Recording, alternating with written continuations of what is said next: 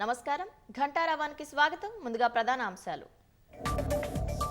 బాచుపల్లిలో గోడకూలి 7 కూలీల మృతిపై సీఎం దిగ్భ్రాంతి బాధ్యులపై చర్యలకు ఆదేశం బాధితులను ఆదుకోవాలన్న కిషన్ రెడ్డి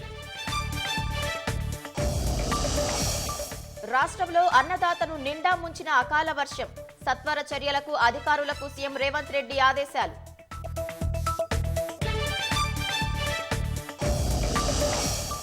కాసేపట్లో వేములవాడ రాజన్నను దర్శించుకోనున్న ప్రధాని కరీంనగర్లో భాజపా బహిరంగ సభకు హాజరు కానున్న మోదీ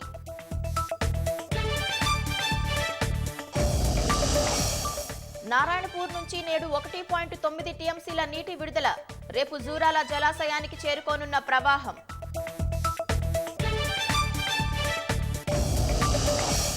కాంగ్రెస్ అధికారంలోకి వస్తే అయోధ్యపై తీర్పు మారుస్తారన్న మోదీ ప్రత్యేక చట్టం తెస్తారని హస్తం పార్టీపై ప్రధాని విసుర్లు